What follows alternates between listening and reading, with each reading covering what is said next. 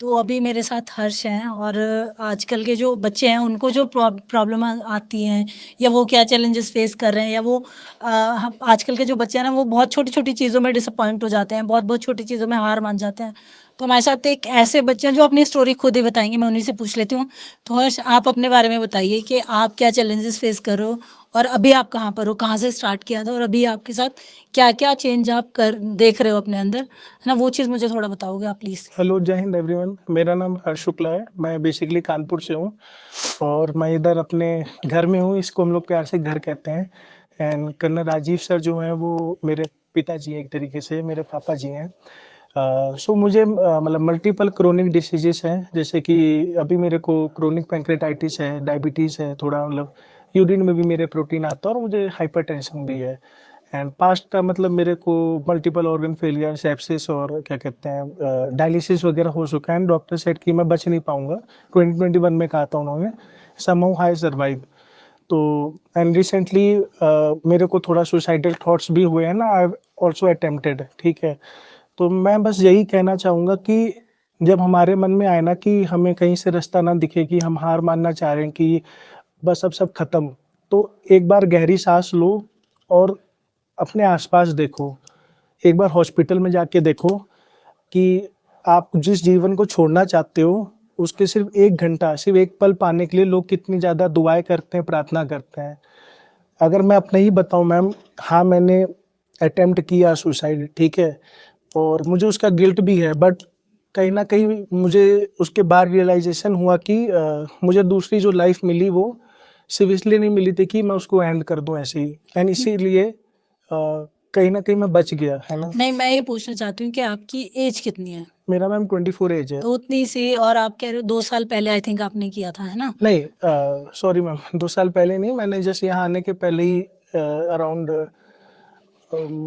जून, मई जून के उस समय तो अटेम्प्ट। मतलब आप अपनी चीजों से इतना परेशान हो गए कि आपको लगा बस अब मैं नहीं झेल पाऊंगा यस मैम। या खत्म करनी चाहिए चीजें, है ना? इससे आगे चल नहीं पाएगा यस मैम। या हो नहीं पाएगा। Yes ma'am. तो आपने फिर राजीव से बात की, है ना? और मतलब ऐसा क्या वो आपके अंदर चेंज डाल देते हैं या वो आपके अंदर ऐसा क्या चीज डेवलप करते हैं जिसकी वजह से आपका एक सुसाइड करना वो बहुत बड़ी चीज होती है ना, कि अपनी लाइफ का एंड करना। यस। तो वो चीज मतलब वो आपको ऐसा क्या सिखाते हैं जो आपके अंदर नहीं थी या आपके पेरेंट्स आपको नहीं बता पाए या जिसने आपकी लाइफ को पूरा चेंज कर दिया कि हाँ मुझे अब जीना है, वो चीज़ मतलब आपके अंदर कैसे आई?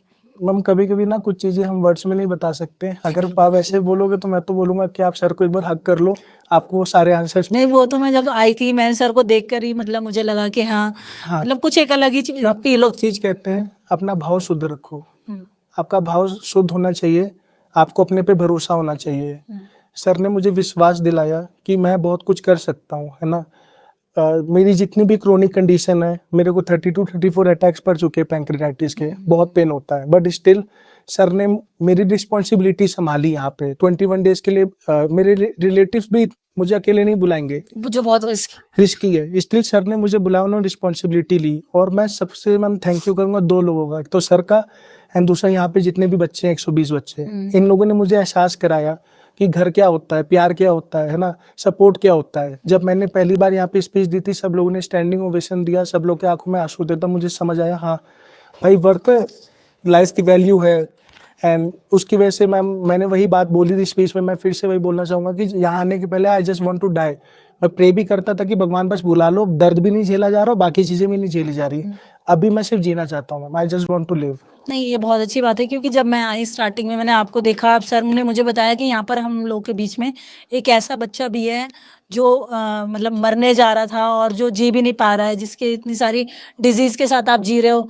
तो मतलब जब मैंने सब बच्चों को देखा मैंने कहा सब नॉर्मल तो लग रहा है, मुझे मतलब लगा ही नहीं कि कोई ऐसा बच्चा इन बच्चों में कोई बीमार है ही नहीं मैम यार। नहीं, वही मुझे आपको देख के लग ही नहीं रहा कि हाँ आपको इतनी सारी प्रॉब्लम्स हो सकती हैं। तो यही बहुत सच बताती हूँ मैम, मुझे अब कोई प्रॉब्लम नहीं है। मेरी मैम लाइफ की सबसे बड़ी प्रॉब्लम मैं खुद हूँ, है ना। हमारी सारी प्रॉब्लम हम खुद होते हैं, हमारे सारे आंसर हम खुद होते हैं। और मुझे मैम अभी किसी चीज़ की चिंता नहीं। मेरे साथ मेरे पापा जी हैं, मेरे साथ कर्नल राजीव सर है ना। मुझे अभी कुछ नहीं चाहिए मैम। जब वो ऐसे करते ना, मैं हूँ इसके लिए, बस बस वो काफ़ी है मैम। आप मतलब सबको क्या मैसेज देना चाहते हो जो ठीक ठाक हैं, जो मतलब चल रहे हैं फिर? मैम मैं बस सबको एक ही मैसेज देना चाहता हूँ कि आपको खुद में विश्वास रखना है। जब लगे कि आप हार रहे हो, जब आपको लगे कि अब तो बस लाइफ खत्म, एक बार जाके अपने से छोटों को देख लो जो कि आपसे ज़्यादा संघर्ष कर रहे हैं। चाहे आप हॉस्पिटल चले जाओ, जैसे कि सर कहते हैं, या रेलवे स्टेशन चले जाओ, आपको समझ आएगा कि असली स्ट्रगल होता क्या है। आजकल क्या है ना कि हमें अगर एक लॉलीपॉप भी नहीं मिलती, हम लोग बोलते हैं वो स्ट्रगल है, बट वो स्ट्रगल नहीं होता है। बिल्कुल स्ट्रगल में हम एक रिक्शे वाले जो होते हैं वो दिन भर करते हैं, है ना। तो हम लोग अपनी चीज़ों को ज़्यादा एग्जैजुरेट करते हैं। इवन मेरा भी कुछ नहीं है मैम, मुझे प्रॉब्लम है, हेल्थ प्रॉब्लम है, मेरे जैसे कईयों को है जिनको कैंसर भी है ना, वो बच नहीं पाए, बिल्कुल है ना। एटलीस्ट मैं जिंदा हूँ, तो जब तक लाइफ है तब तक आप कुछ भी कर सकते हो, और लाइफ नहीं है तो फिर कुछ नहीं है। तो मरना एक बार है, जीना डेली है ना। बिल्कुल बिल्कुल नहीं, वही पॉजिटिव एटीट्यूड रखना बहुत हाँ मैम, ग्रेटिट्यूड रखो। और खुद को भी मोटिवेट करते रहें। सेल्फ मोटिवेशन से बड़ी कोई चीज नहीं है ना। मैम ये मोटिवेशन ना 2 पल का होता है, चाहे वो सेल्फ हो चाहे बाहर का हो। बिलीव होना चाहिए खुद पे कि हम कर सकते हैं, है ना। मोटिवेशन मैम अभी आएगा ना, अभी मेरे घर से फोन आया कि भाई आपके घर में किसी की डेथ हो गई, सारा मोटिवेशन नहीं हो जाएगा। पर जब खुद पे भरोसा होगा ना कि हम कर सकते हैं, चाहे मेरे साथ कोई हो चाहे मेरे साथ कोई ना हो, तो आप कुछ भी कर लेंगे। मैं आखिरी में बस एक चीज, भाव अच्छा होना चाहिए। नहीं नहीं, थैंक यू। मतलब बहुत अच्छा लगा मुझे ये चीज़ सुनकर कि जो नॉर्मल बच्चे हैं और आप में comparison I am also normal ma'am. नहीं नहीं, मैं कंपैरिजन ही नहीं कर पा रही थी कि हाँ आपको इतनी प्रॉब्लम हो सकती है, बट आपको देख के बहुत अच्छा लगा। आप बहुत लोगों को ये मैसेज दे रहे हो कि कुछ भी इम्पॉसिबल नहीं है। अगर आप ठान लो, उस पर आप बिलीव करो, तो बिलीव से बड़ी कोई चीज़ नहीं है ना। तो मतलब आपका फ्यूचर प्लान क्या है कि आप आगे जा करके अब क्या करोगे? इस चीज़ को कंटिन्यू रखोगे या फिर मतलब कैसे करोगे? मैम मेरा सबसे पहला फ्यूचर प्लान है, मुझे एक अच्छा इंसान बनना है, सर की तरह लोगों की मदद करनी है। One day I will become a great politician. मैं क्या कहते हैं, लोकसभा में बैठाऊंगा, एंड उस दिन मुझे सब देखेंगे, and then I will take the name of colonel Rajiv sir, जिनकी वजह से मैं वहां पहुंचा।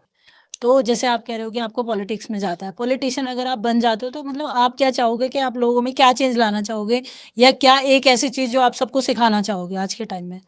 मैम मुझे लगता है ना कि आज के समय पॉलिटिशियन अगर बनना है जैसे मैंने, है ना, तो एक एजुकेटेड पॉलिटिशियन की बहुत ज़रूरत होती है। और मैं सबसे पहला चीज़ तो मैम, क्योंकि मैंने हेल्थ में खुद देखा है, हेल्थ सेक्टर में लाने की कोशिश करूँगा, क्योंकि मैम वो ज़रूरत है। आज भी कई लोग हैं जिनको इलाज नहीं मिल पाता है ना। कई लोगों को बिकॉज डॉक्टर्स बहुत कम है ना, पेशेंट बहुत ज़्यादा है, ठीक है। तो मैम मैं सिर्फ मैम क्या बताऊँ मैम, अगर मैम ऐसा मैंने कुछ सोचा नहीं मैं क्या बड़ा चेंज लाऊंगा। I just want to give, मेरा गिविंग नेचर है, मुझे वही रखना है। एंड मैं बस लोगों को इंस्पायर करना चाहता हूँ, है ना, बस। नहीं ठीक है, thank you so much, thank you so much. Okay.